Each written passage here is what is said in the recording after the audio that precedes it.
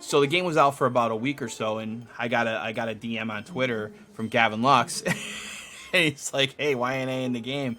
And I'm like, "Well, first of all, you're DMing the wrong person." If you are a fan of baseball, play MLB The Show, and love franchise mode, then this man needs no introduction. He and his team of roster creators are responsible for the most accurate depiction of players for all 30 full Major League organizations. And this is something they've been doing for more than 15 years. But what you didn't know is the greatest roster set that we know today almost didn't happen and nearly missed its breakthrough success into mainstream baseball. Today, I'm excited to tell you the story about how the full minors roster almost became the best roster this generation has never heard of.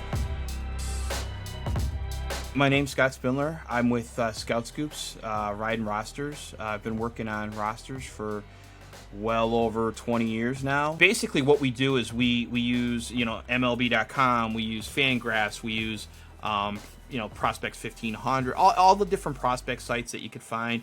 I probably have right behind me, I have a book of about every prospect book ever written. And this, of course, is Scott Spindler, otherwise known as Ryden, founder of Scout Scoops and the full minors roster set, as well as the core four, Chase Bass, Chris Awija, and James McNutt, who for the last several years have been steering the full minors ship. Now, while Scott, Chase, Chris, and James have been involved with full minors for a long time, they weren't the ones who started it. Well, we have the core four, there's Chase, James, Chris, and I. I started playing baseball games, obviously, when I was, a high school kid, maybe younger. When MLB The Show came around, it was I believe like MLB 98, MLB 99.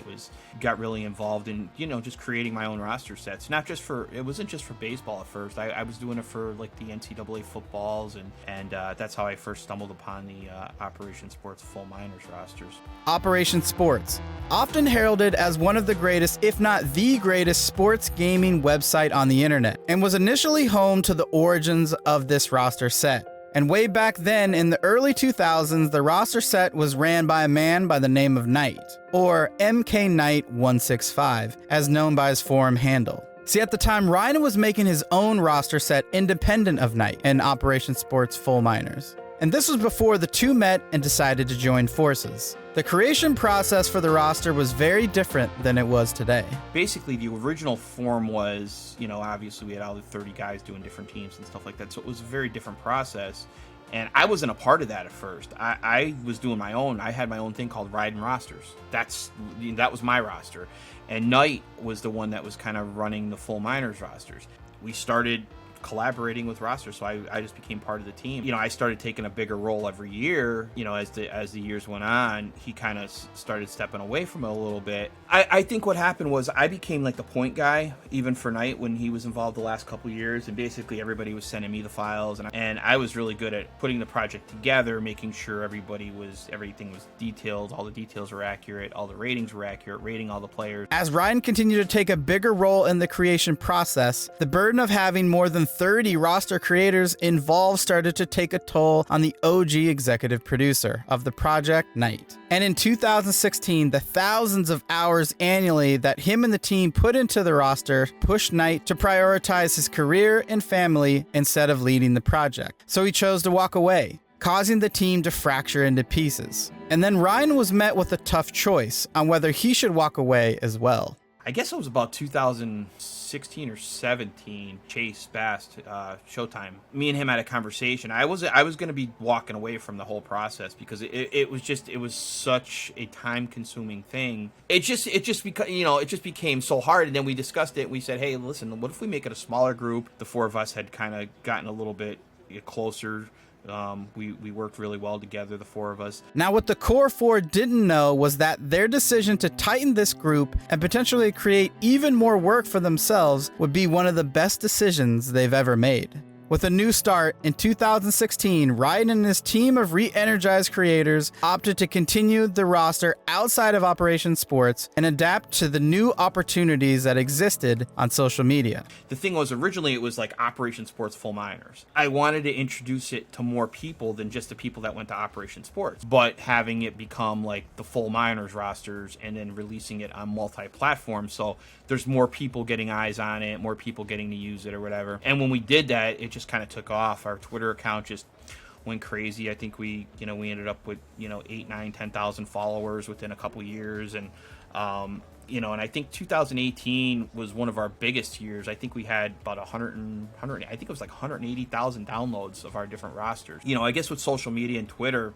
the roster really took off. But this decision didn't come without controversy. There were creators that were part of the original project who felt that their work was being taken, or that the brand Night Started was being taken off of Operation Sports. And when I asked Ryden about this, he said that with the project discontinuing, nobody inside of Operation Sports was willing to pick up the project in full. So him and his team would start all over again with their own roster set built on some of the groundwork of Knight's OSFM roster. We didn't want to take Operation Sports full minors. Like, that wasn't ours to take. It was like, that's Operation Sports's. But we said, we're going to do full minors. We're just going to do our own full minors outside of, that's why we changed it from Operation Sports full minors to full minors, because it wasn't going to be on Operation Sports. So we didn't want it to be misleading people or take it away. So this way, if people from Operation Sports wanted to continue with that whole Operation Sports full minors thing, they were welcome to do it. But they didn't, and it kind of followed me. And since 2016, the roster has exploded in popularity, hitting 180,000 downloads in 2018. This led them to a more formal collaboration with San Diego Studios on MLB The Show 20, and then again with this release, MLB The Show 21. But there's often confusion on just how do they do it. If you follow player ratings on any sports game, this is a very highly controversial topic. In addition to that, there is some uncertainty of just how San Diego Studios roster team rates MLB service time players and how that connects with Ryden and his team that rates minor leaguers. Now, Ryden proclaims that his time working closely with scouting organizations helped him develop a proprietary formula that they very much use today.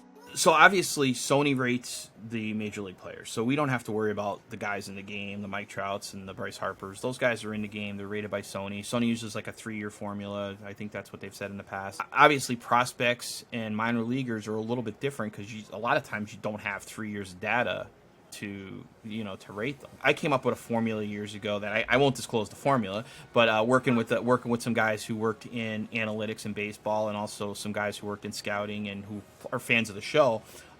We got together and we said, hey, let's come up with something, that works in line with the Sony ratings.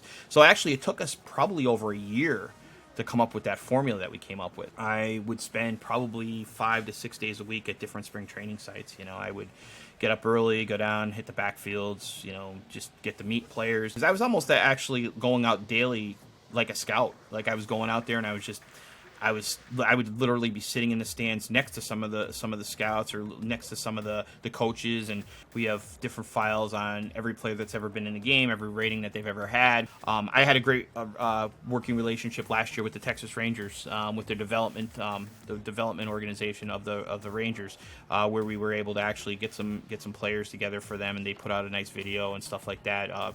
For their minor league players that they drafted. And in many ways, Ryden is a head scout for the 31st organization of the MLB, as he needs to dig through scanner reports, information, see live tape and film, collaborate with connections in order to evaluate up-and-coming prospects. This attention to detail and passion for understanding the game led him to move down here to Florida, where he can watch prospects in person at spring training. And based on that time, he recently has guided the team to change their approach. When we did a roster set, we tried to do it where we wanted to make it as accurate as possible for the minor leagues. Originally the way we used to do it was we wanted a full AA, full AAA set.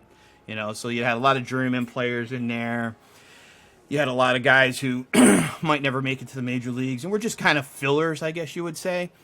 And then over the last few years, I kind of talked to the guys a couple years ago in the off season. I said, guys, I said, I just think we need to change our approach with the full minors. And I think we need to have as close to authentic AAA as you can, with guys who potentially could get called up.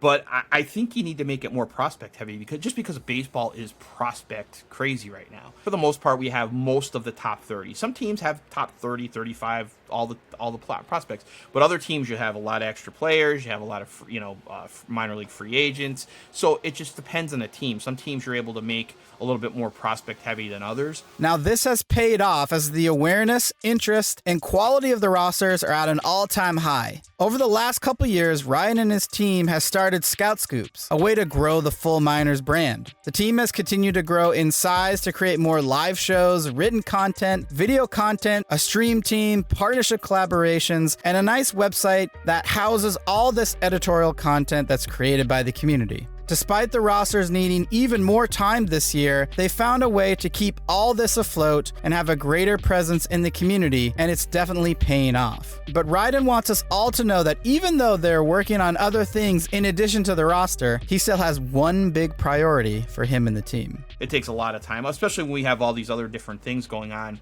because we've kind of evolved from just, we just did rosters to now we're doing a show, we have a website, we have all the different things that we do. I don't like to shortcut the process, I guess.